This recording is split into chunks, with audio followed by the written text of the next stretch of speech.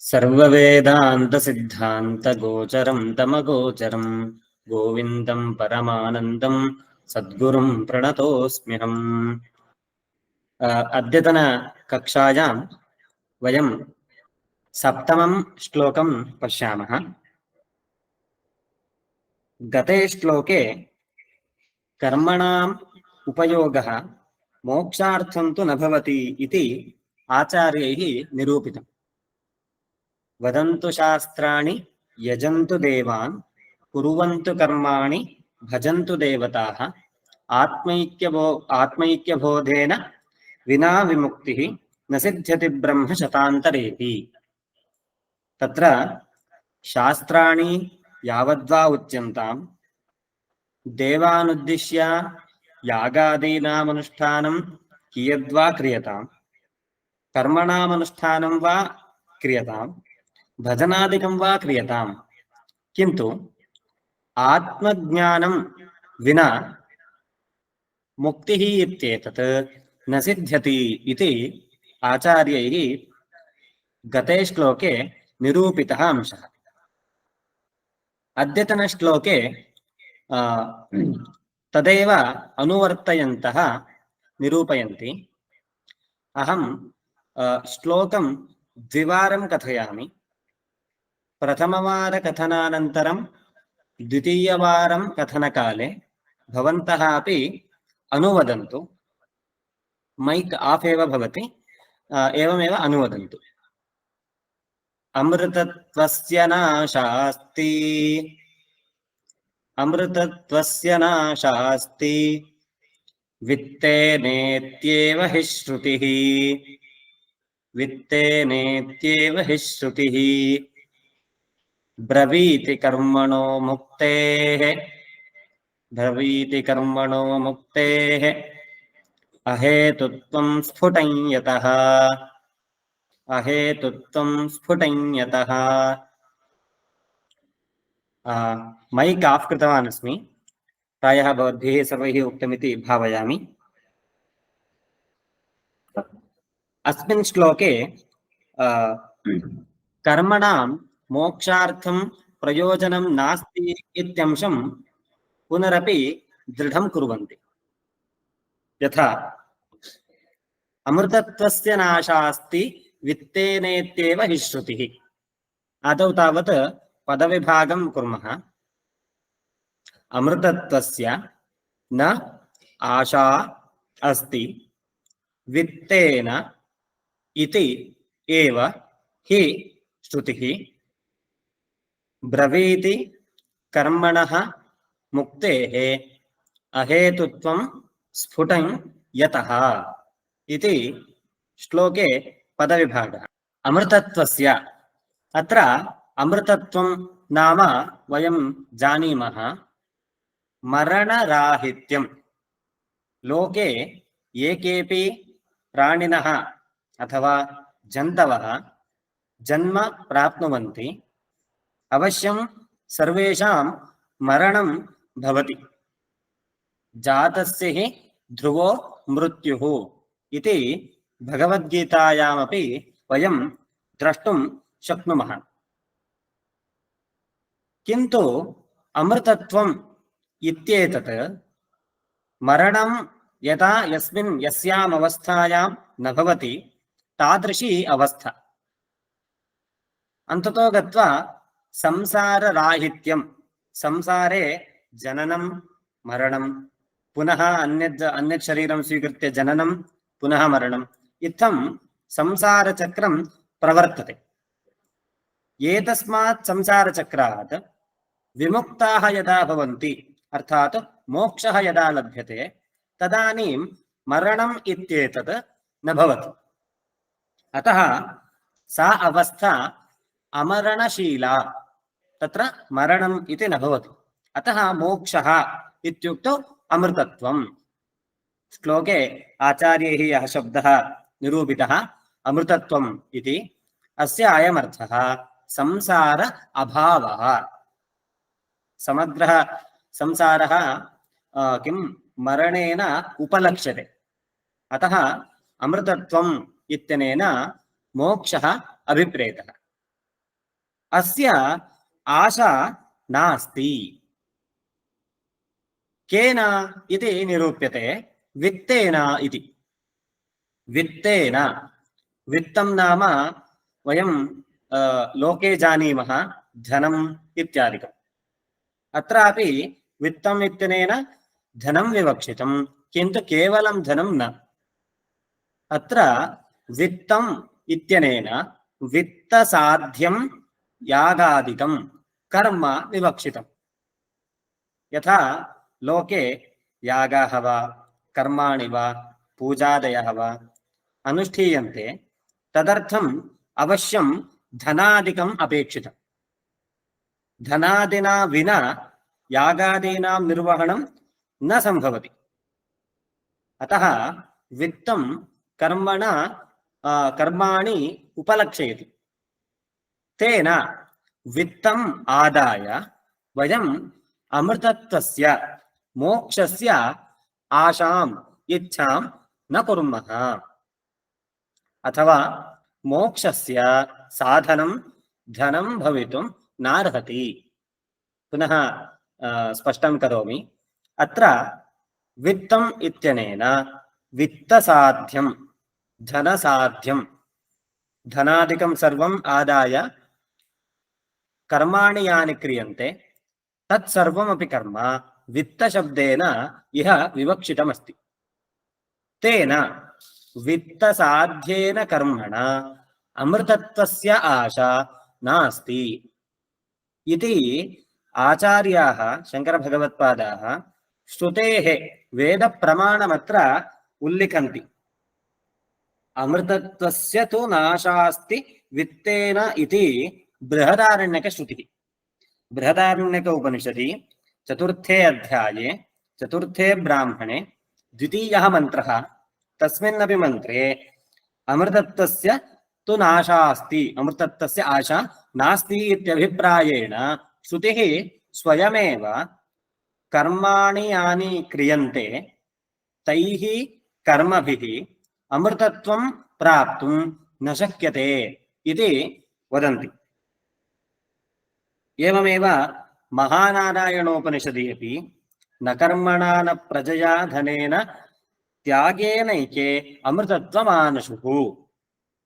न कर्मणा न प्रजया न धनेन, एतेषु त्रिषु अपि केनापि साधनेन अमृतत्वस्य प्राप्तिं न कृतवन्तः।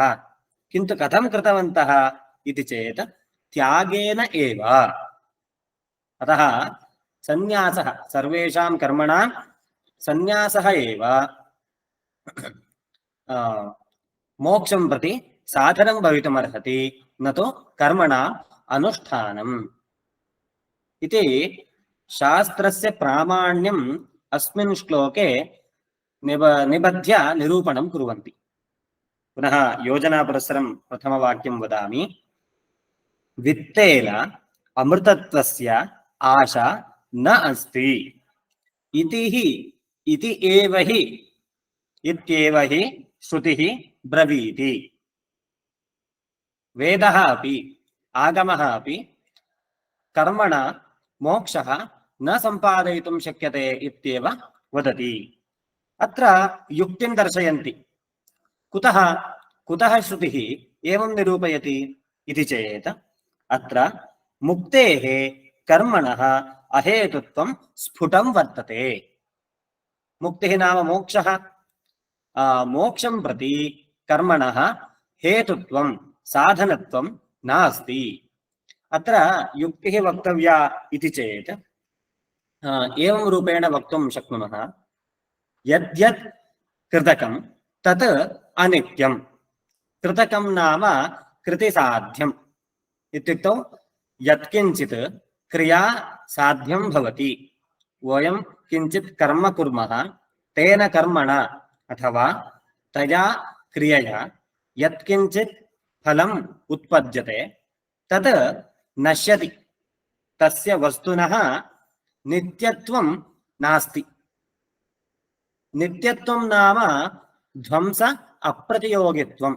उदाहरणार्थम् अहं मृत्तिकाम् आदाय घटस्य निर्माणं करोमि तर्हि मया कृतया क्रियया घटः निष्पादितः उत्पन्नः तथा च घटः इत्येकं फलं मम कर्मणा उत्पन्नम् मत्कृतिजन्यम् इति वक्तुं शक्यते। अस्य घटस्य नित्यत्वमस्ति वा? नित्यत्वं नास्ति। यदि अहमेव उपरिष्टात् घटं स्थापयामि वेगेन अथवा दण्डेन ताडनं करोमि, घटस्य नाशः भवति। न केवलम् इदं, जगति यत्किञ्चिदपि भवतु, यत् यत् क्रियाजन्यं कृतकं तत्सर्वमपि विनाशि, तस्य नाशः अस्त्येव। अद्य नास्ति चेदपि श्वः अस्त्येव, श्वः नास्ति चेदपि परश्वः अस्त्येव। इत्थं कदाचित् वा अस्माकं कालानुगुणतयापि तस्य नाशः अस्त्येव। अतः किन्तु मुक्तिः नाम एवं न। मुक्तिः नाम परमः पुरुषार्थः।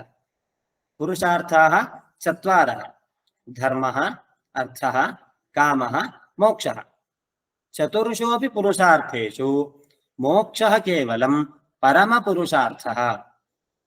परमपुरुषार्थः इति अहं वदनकाले परमः इति एकं शब्दं योजितवान्। अत्र परमत्वं नाम किम् इति पूर्वमपि कक्षायां मया निरूपितम्। निरतिशयत्वे सति क्षयशून्यत्वं परमत्वम्। अर्थात् मोक्षं यदा वयं प्राप्नुमः तस्य पुनः नाशः न भवति, अथवा मोक्षस्य आनन्दस्थितिः या वर्तते तदपेक्षया अन्यः कश्चन अधिकः आनन्दः न भवति। अतः अमृतत्वम् अथवा मुक्तेः स्वरूपं यदस्ति एतत् नित्यम्, अस्य नाशः पुनः न भवति। यत्किञ्चित् फलं कर्मणा जायते तस्य नाशः अस्ति, अतः कर्मजन्यम् अनित्यम्। मोक्षस्तु नित्यः, तस्य मोक्षः यदा लभ्यते पुनः ततः विच्छित्तिः कदापि न भवति। अतः कर्म कदापि मुक्तेः हेतुः भवितुं नार्हति। इदं स्फुटं नाम अत्यन्तं स्पष्टं वर्तते। अतः स्वयं श्रुतिः अपि वेदः अपि वित्तेन धनेन अथवा धनसाध्येन कर्मणा अमृतत्वस्य आशा नास्ति इत्येव ब्रवीति।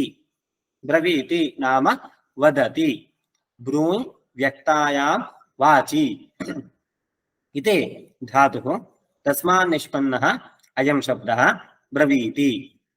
इत्थम् अनेन श्लोकेन केनापि कर्मणा, वित्तसाध्येन द्रव्यसाध्येन केनापि कर्मणा अमृतत्वस्य मोक्षस्य सम्पादनं कर्तुं न शक्यते।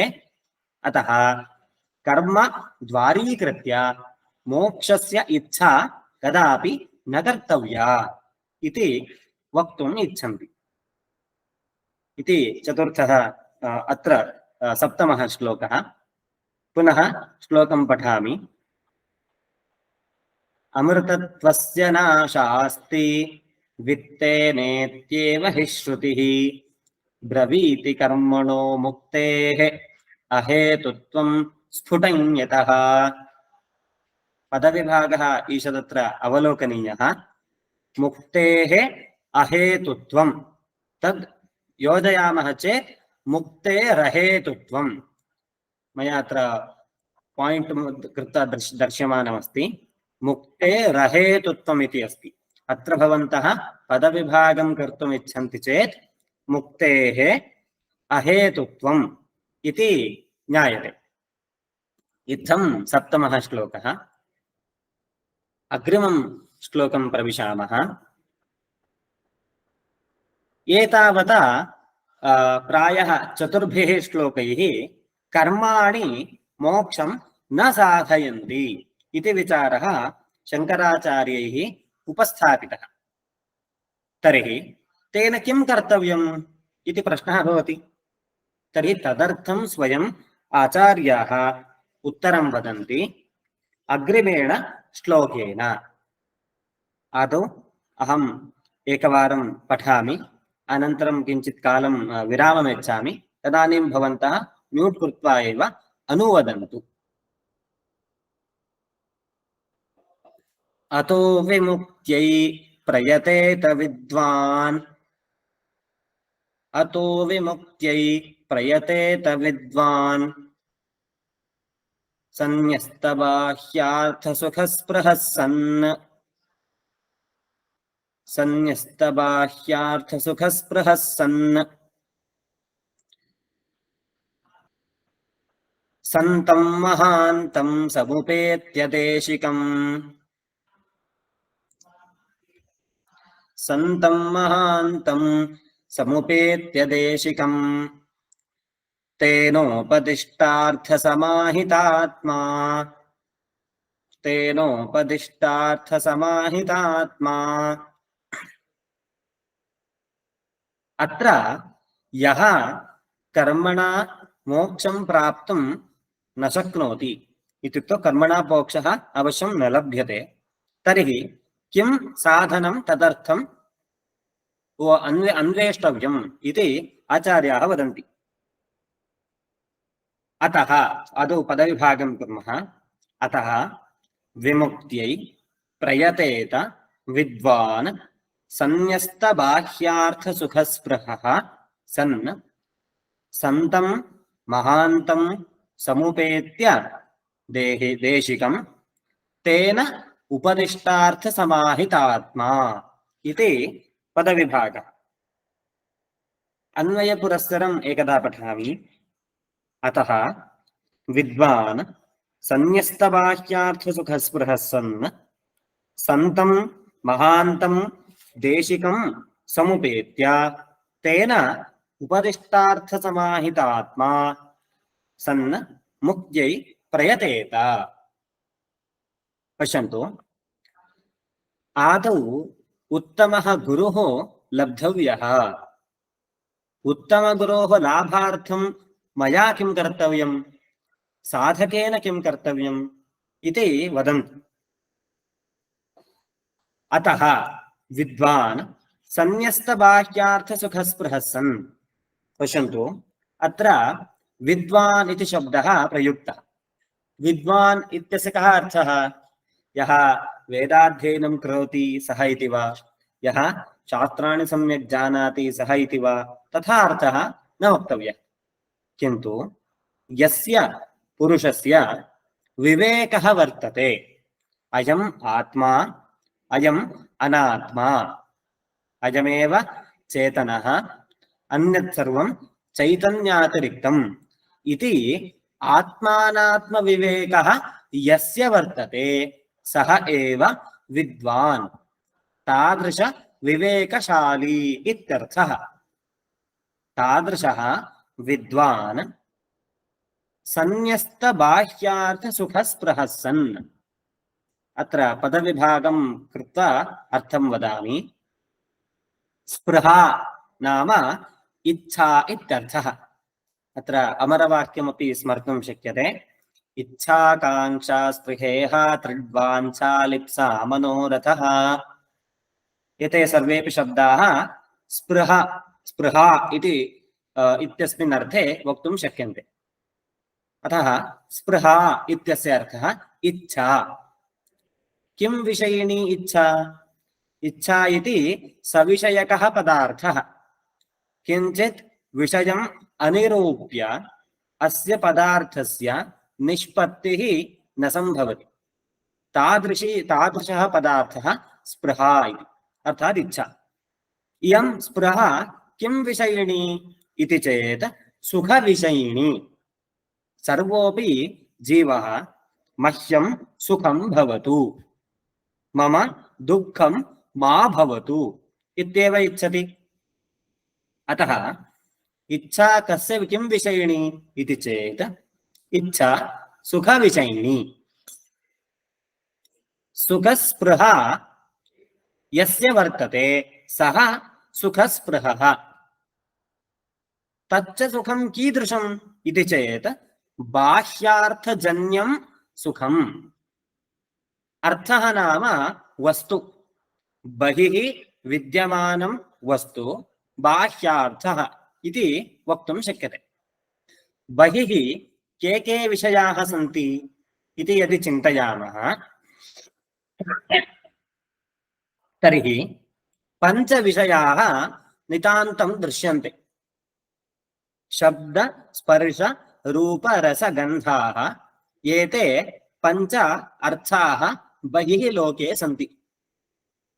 यतः एते एव विषयाः अस्माकं ज्ञानेन्द्रियैः अस्माभिः विषयीक्रियन्ते। उदाहरणार्थं चक्षुषा रूपं पश्यामि, तत्पुरतः विद्यमानं यत्किञ्चित् भवतु, गृहं भवतु, पुरतः विद्यमाना व्यक्तिः भवतु, अस्माकं मोबैल् भवतु, यत्किञ्चित् वस्तु वर्तते तस्य वस्तुनः रूपं भवति। तादृशं रूपं चक्षुरिन्द्रियेण विषयीक्रियते। अतः रूपम् इति एकः बाह्यार्थः। रूपरस, रसः अस्माकं जिह्वया गृह्यते। यत्किञ्चित् वस्तु खादामः तर्हि तस्य वस्तुनः रसः अस्माभिः ज्ञातुं शक्यते। स रूपरसगन्धः, गन्धः अपि द्विविधः, सुरभिः गन्धः, असुरभिः गन्धः इति। अनन्तरं स्पर्शः, स्पर्शः अपि कठिनः भवति, मृदुरूपः भवति, अस्माकं सुखं जनयेत्। कदाचित् कठिनः स्पर्शः सुखं जनयेत्, कदाचित् मृदुस्पर्शः सुखं जनयेत्। अनन्तरं शब्दः कदाचित् गानादिकं सुखं जनयति। इत्थं पञ्च अपि अर्थाः शब्दस्पर्शरूपरसगन्धाः अस्माकं चक्षुषा, घ्राणेन, रसनया, चर्मणा, श्रोत्रेण इत्थं पञ्चभिरपि इन्द्रियैः गृह्यन्ते। यदा यदा एतान् विषयान् वयं प्राप्नुमः तदा तदा अस्माकं सुखं भवति। एकदा सुखम् उत्पन्नं चेत् पुनरपि मया तादृशं सुखं लब्धव्यम् इति इच्छा, स्पृहा सर्वेषामपि मनुष्याणां समाना वर्तते। यत्किञ्चित् नूतनं चित्रं पश्यामः तर्हि रूपरूपः अर्थः मया गृहीतः, तेन अर्थेन मम सुखम् उत्पद्यते। यदा तेन चित्रेण, तादृशचित्रदर्शनेन मयि सुखम् उत्पद्यते, अहं पुनः चिन्तयामि तादृशं सुखं मम पुनरपि भवतु इति। यत्किञ्चिदेकम् उत्तमं गानं शृणोमि, यत्किञ्चित् सङ्गीतं शृणोमि, तेन यदि मम सन्तोषः भवति पुनरपि तत् सङ्गीतं मया श्रोतव्यम् इति स्पृहा उदेति। अतः एतेषु विषयेषु अस्माकं सुखविषयिणी स्पृहा पुनः पुनः जागर्ति। अतः आचार्याः वदन्ति एतेषु विषयेषु सुखस्पृहा वर्तते चेत् मोक्षं प्राप्तुं न शक्यते। तदर्थं यत्नः कर्तव्यश्चेत् प्रथमतया एतेभ्यः विषयेभ्यः वैराग्यं सम्पादनीयम्। अतः उक्तवन्तः सन्न्यासः कर्तव्यः। सन्न्यासः नाम त्यागः इत्यर्थः। सन्न्यस्ता बाह्यार्थसुखस्पृहा येन विदुषा सः विद्वान् सन्न्यस्तबाह्यार्थसुखस्पृहः। इदं समस्तम् एकमेव पदम्। अस्य पदस्य अर्थः भवति यः पुरुषः बहिः विद्यमानेषु विषयेषु स्वस्य आसक्तिं त्यजति तादृशः भूत्वा। यः कश्चन मुक्तिं प्राप्तुमिच्छति वा तर्हि अवश्यं तेन एतेषु विषयेषु इच्छा त्यक्तव्या इति प्रथमं सोपानम्। एवं सः विद्वान् भूत्वा किं कुर्यात् इति चेत् सन्तं महान्तं देशिकं समुपेत्य। देशिकः नाम किं दिशति, दिशति नाम उपदेशं ददाति इति देशिकः, गुरुः इत्यर्थः। देशिकः इत्यस्य गुरुः इत्यर्थो भवति। तादृशं कीदृशं गुरुम् इति चेत् तत्र विशेषणं यच्छन्ति, सन्तं महान्तं। सः गुरुः कीदृशः इति चेत् सज्जनः भवेत्, सन्मार्गगामी। तादृशः एव गुरुः मया उपसर्पणीयः। अपि च महान्तं देशिकं समुपेत्य इति उक्तम्। सः आचार्यः महात्मा च भवेत्। अत्र तादृशादेव आचार्यात् यदि विद्यां प्राप्नुमः तर्हि एव मुक्तः भवितुं शक्नोति इति स्वयं श्रुतिः अपि वदति। आचार्यवान् पुरुषो वेद इति स्वयं छान्दोग्य उपनिषदपि आचार्यवत्वम्, आचार्याणाम् उपदेशः लभ्यते चेदेव मुक्तिमार्गेऽपि अग्रे गन्तुं शक्यते इति निरूपयन्ति। अग्रे स्वयं विवेकचूडामणावेव 33 श्लोके आचार्यस्य लक्षणं वदन्ति।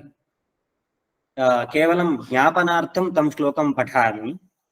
श्रोत्रियो अवर्जिनो अकामहतो यः ब्रह्मवित्तमः ब्रह्मण्युपरतः शान्तः निरिन्धनः इवानलः अहेतुकदयासिन्धुः बन्धुः आनमतां सताम्। एतादृशः गुरुः भवेत् यः श्रोत्रियः, शास्त्रेषु निष्ठा भवति। अवृजिनः नाम पापरहितः इत्यर्थः। अकामहतः, गुरुः तादृशः भवेत् यस्मिन् गुरौ केऽपि कामाः एव न सन्ति। कामाः नाम इच्छाः। गुरुः अन्यत् किमपि इच्छति इति स्थितिः न भवेत्। ब्रह्मवित्तमः, ब्रह्मज्ञानवान् भवेत्। ब्रह्मविषयिणी अखण्डाकारा वृत्तिः तस्मिन् गुरौ भवेत्। तादृशः गुरुः। ब्रह्मण्युपरतः, सः गुरुः कीदृशः भवेत् नाम ब्रह्मणि एव स्वकीयं संस्थां स्थापयेत्। इत्युक्तौ अन्यत् कर्म सर्वं परित्यज्य सर्वदा तादृशं ब्रह्मविषयकमेव चिन्तनं कुर्यात्। निरिन्धनः अनलः इव। पश्यन्तु, अनलः नाम वह्निः। वह्निः सर्वदा दहति। सर्वदा दहति इत्युक्तौ कदा दहति? यदा वयम् इन्धनं स्थापयामः, यत्किञ्चित् काष्ठं वा अन्यत् किञ्चित् इन्धनादिकं वा यदा स्थापयामः तदानीं ज्वलति। किन्तु गुरुः कीदृशः भवेत् नाम शान्तः अग्निः इव। तादृशः भवेत्। अहेतुकदयासिन्धुः, कदाचित् कश्चन किमपि उपकारं कृतवान्, अतः तस्मै किं कुर्मः? कृपां दर्शयामः। किन्तु गुरुः तादृशः भवेत् यः गुरुः किमपि निमित्तं विना एव दयां दर्शयति। तादृशः अहेतुकदयासिन्धुः। तादृशः गुरुः लभ्यते चेत् तादृशं सन्तं महान्तं देशिकं समुपेत्य नाम तस्य निकटं गत्वा तेन गुरुणा उपदिष्टार्थसमाहितात्मा। अत्र मुण्डकोपनिषदं यदि अवलोकयामः तत्र स्वयं श्रुतिः अपि वदति। उदाहरणार्थं कश्चन तादृशः व्युत्पन्नः वर्तते यः स्वयमेव शास्त्रविचारस्य समन्वयं कर्तुं समर्थः, तथापि सः गुरोः निकटे गच्छेदेव गुरुणा उपदेशं प्राप्नुयादेव इत्यंशं बोधयति। तद्विज्ञानार्थं स गुरुमेवाभिगच्छेत् समित्पाणिः श्रोत्रियं ब्रह्मनिष्ठम् इति श्रुतिः मुण्डक उपनिषदि वर्तते। प्रथमे अध्याये द्वितीये मुण्डके 12 मन्त्रः। तस्मिन् मन्त्रेऽपि अस्मिन् श्लोके शङ्कराचार्याः यम् अंशं बोधयितुम् इच्छन्ति सः अंशः निहितः वर्तते। तद्विज्ञानार्थं नाम परमात्मविज्ञानार्थं। परमात्मविज्ञानार्थं गुरोः उपसरणं कुर्यादेव। अतः तादृशस्य गुरोः निकटं गत्वा तस्मात् उपदिष्टार्थसमाहितात्मा भवेत्। अत्रापि पदविभागः सम्यक् ज्ञातव्यः। उपदिष्टः अर्थः तेन समाहितः आत्मा उपदिष्टार्थसमाहितात्मा। अत्र आत्मा इति शब्देन मनः स्वीकर्तव्यम्। कदाचित् अस्माकं अवलोकनं स्यात्। आत्मशब्दः अन्यत्र प्रयुज्यते। उदाहरणार्थम् अध्यात्मम् इति शब्दस्य प्रयोगं कुर्मः। अध्यात्मम् इत्यत्र आत्मानम् अधि इति विग्रहः भवति। तत्र आत्मा नाम देहः इत्यर्थः। एवमेव प्रकृते आत्मा इति शब्दः प्रयुक्तः। अत्र आत्मा इति शब्दस्य अर्थः भवति अन्तःकरणं, मनः। समाहितः आत्मा, समाहितात्मा। समाहितः नाम समाधानसहितः, समाधियुक्तः इत्यर्थः। अन्तःकरणेषु बहवः परिणामाः भवन्ति। उदाहरणार्थं विकल्पाः भवन्ति। आत्मा नित्यः वा, आत्मा अनित्यो वा, अहं ब्रह्म एव वा, अहं ब्रह्मणः सकाशात् अन्यः वा इत्यादयः विकल्पाः भवन्ति। अतः मनसि समाधानं न भवति। अतः किं कर्तव्यं? गुरोः निकटं गन्तव्यं।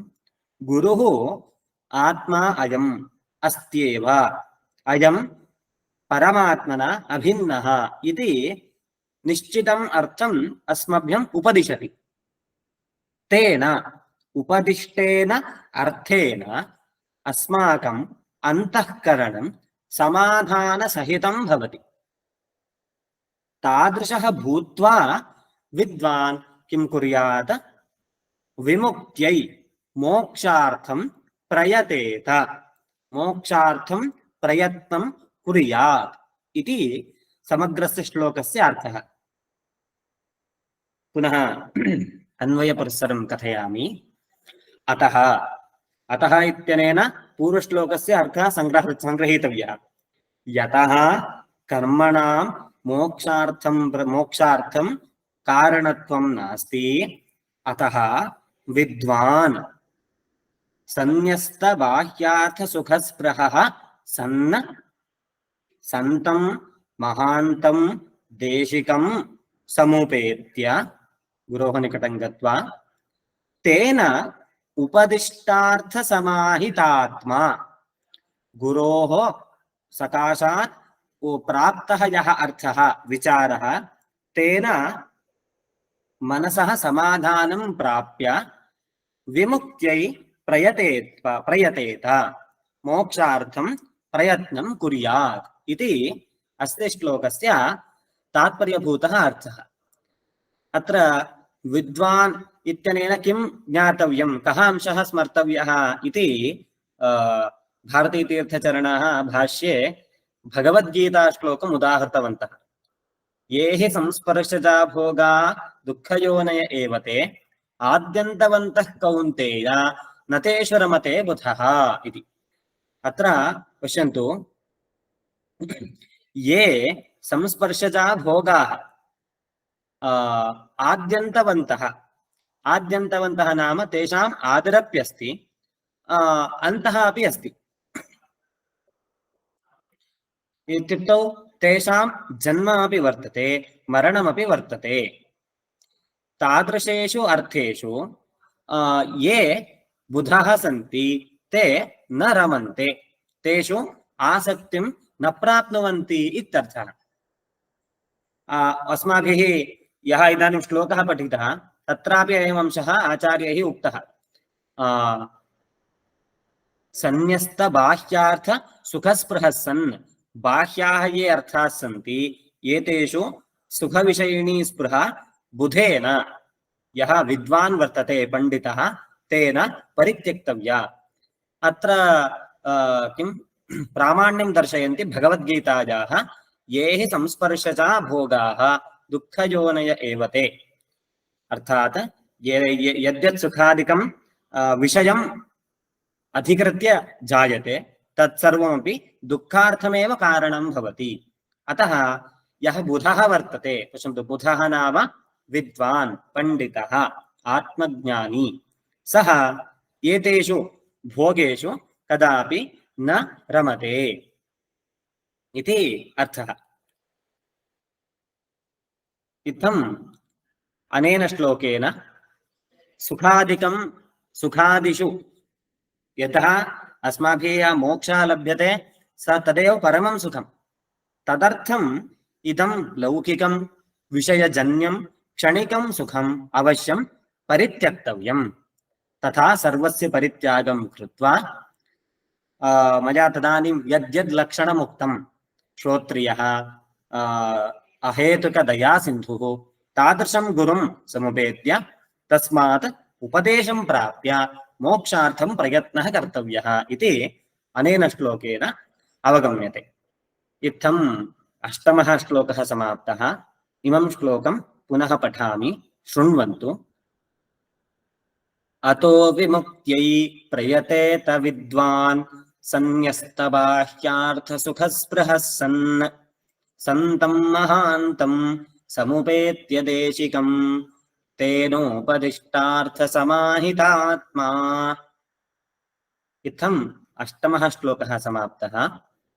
अग्रिमः श्लोकः वर्तते नवमः।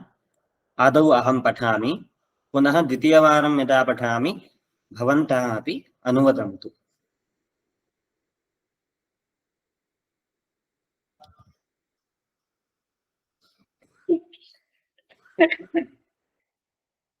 क्षम्यताम्।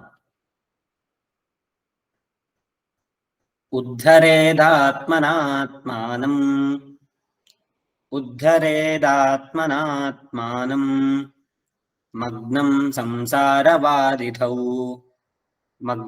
संसारवारिधौ योगारूढत्वमासाद्य सम्यक् दर्शननिष्ठया।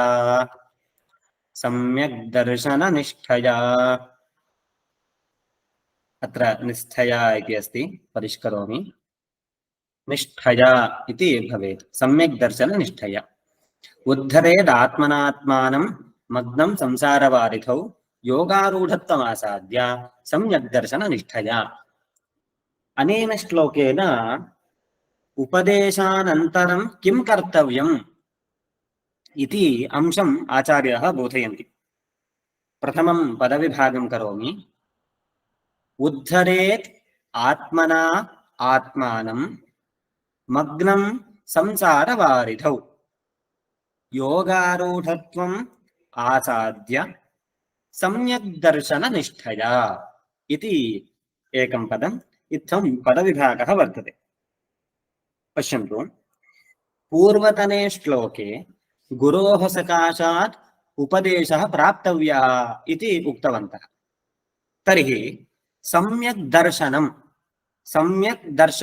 दर्शनं नाम ज्ञानं, सम्यक् दर्शनं नाम आत्मानात्मविवेकः।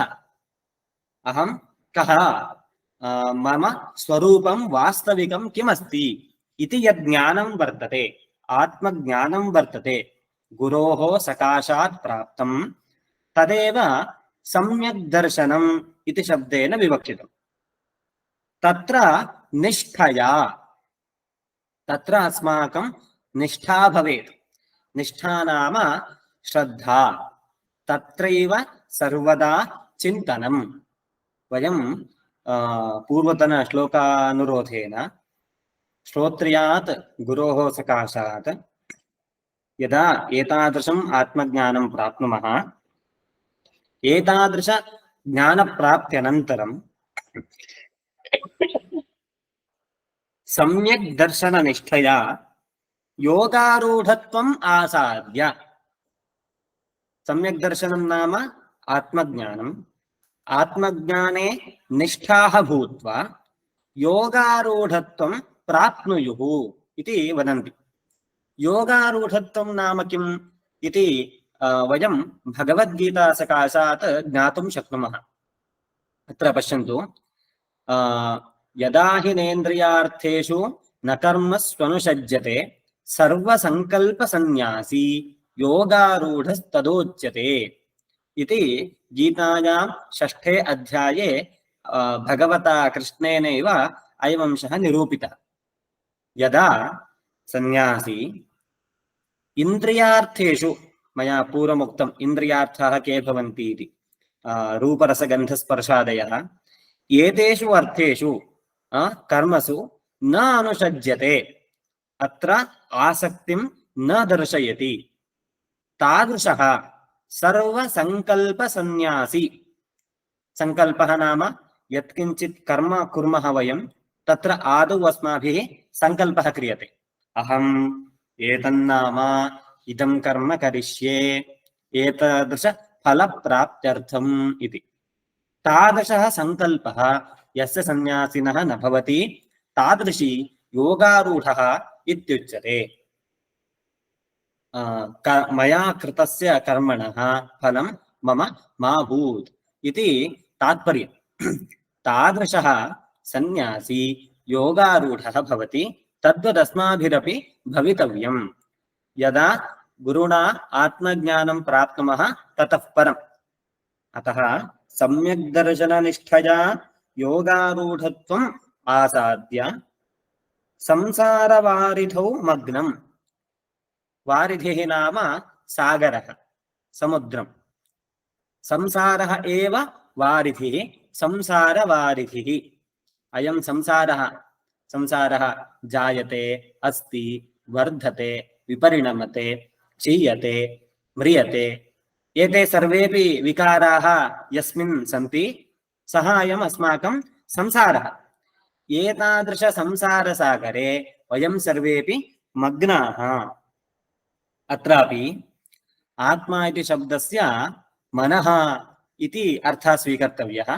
केवलं मनः इत्यपि न, अंतःकरणसहितः आत्मा, अंतःकरणावच्छिन्नं चैतन्यम् आत्मा इति शब्देन विवक्षितम्। यतः जीवात्मा स्वरूपतः मुक्तः एव, किन्तु अंतःकरणं किं करोति? जीवत्वम् आरोपयति। यतः स्वयम् अंतःकरणं संसारवारिधौ मग्नं वर्तते, तस्य अन्तः एव वर्तते। तादृशम् आत्मानम् आत्मना उद्धरेत्। कथम् इदं सम्भवति? आत्मना आत्मानं कथं उद्धर्तुं शक्यते इति चेत्, एवम् अत्र आचार्याणां विवक्षा वर्तते। संसारवारिधौ मग्नः आत्मा नाम असंस्कृतं मनः। अयं कः आत्मा? इदं जगत् सत्यं वा मिथ्या वा इति विचाराः यदा न ज्ञायन्ते, अथवा येन मनसा न ज्ञायन्ते, तादृशः आत्मा अथवा तादृशम् अन्तःकरणम् असंस्कृतं मनः, सः एव आत्मा इति इत्यनेन विवक्षितः। अनन्तरम् अन्यः आत्मशब्दः वर्तते आत्मना इत्यत्र, तृतीया विभक्तौ विद्यमानम्। तत्र आत्मना इत्यनेन संस्कृत अन्तःकरणेन इति विवक्षितम्। तथा च असंस्कृतम् अन्तःकरणं संसारे मग्नं यदस्ति, एतादृश अन्तःकरणसहितस्य आत्मनः उद्धारः, मोक्षं प्रति नयनम् आत्मना शुद्धेन संस्कृतेन आत्मना कर्तव्यम्। संस्कृतं मनः इत्युक्तौ शुद्धं मनः इत्यर्थः। यत्र मनसि केऽपि लौकिकाः लोभमोहादयः रागद्वेषादयः दोषाः न भवन्ति, तादृशमेव अन्तःकरणं संस्कृतं मनः अथवा शुद्धः आत्मा इति उच्यते। तेन आत्मना संसारवारिधौ मग्नम् आत्मानम् उद्धरेत् इति अनेन श्लोकेन लब्धः अर्थः। अन्वयपुरस्सरं पठामि। सम्यक् दर्शननिष्ठया योगारूढत्वम् आसाद्य संसारवारिधौ मग्नम् आत्मानम् आत्मना उद्धरेत् इति अन्वयः। श्लोकं पुनः पठामि। उद्धरेदात्मनात्मानं मग्नं संसारवारिधौ योगारूढत्वमासाद्य सम्यक् दर्शननिष्ठया इति नवमः श्लोकः। अत्र उपयोगीभूतः अर्थः एकेन श्लोकेन निरूप्यते। किमर्थम् अत्र आत्मा इत्यनेन मनः स्वीकर्तव्यम्? मनः एव संसारेऽपि कारणं भवति, मनः एव मोक्षं प्रत्यपि कारणं भवति इत्यत्र प्रसिद्धा काचित् सूक्तिः अस्ति। तदत्र मया सङ्गृहीतमस्ति। मन एव मनुष्याणां कारणं बन्धमोक्षयोः, बन्धाय विषयासक्तं मुक्त्यै निर्विषयं स्मृतं। पश्यन्तु, अस्माकं मनः एव उभयत्रापि कारणं। यदि अस्माकम् अन्तःकरणं विषयेषु आसक्तं भवति तर्हि तदेव मनः मनुष्याणां बन्धं प्रति कारणं। यदि तदेव मनः निर्विषयं रूपादिषु विषयेषु आसक्तिः यस्य अन्तःकरणस्य नास्ति, तादृशं मनः मोक्षं प्रति कारणं भवति। अतः विवेचनशून्यस्य मनसः शरीरादि संसक्तत्वम् एव आत्मनः संसारवारिधिमग्नत्वम्। तादृशम् आत्मानं संस्कृतेन आत्मना उद्धरणीयम् इति अन्तिमेन श्लोकेन उक्तः अंशः। इत्थम् अद्य त्रिषु श्लोकेषु प्रथमेन श्लोकेन कर्मणा मोक्षः न जायते इति निरूप्य, तर्हि किं कर्तव्यम् इति प्रश्ने सति अत्र गुरोः उपदेशः लब्धव्यः इति द्वितीयेन श्लोकेन उक्त्वा, अन्तिमेन श्लोकेन गुरोः उपदेशं लब्ध्वा कथम् अस्माकं व्यवहारः भवेत् इति आचार्याः निरूपितवन्तः। इत्थम् अद्यतनः पाठः। सर्ववेदान्तसिद्धान्तगोचरं तमगोचरं गोविन्दं परमानन्दं सद्गुरुं प्रणतोऽस्म्यहम्।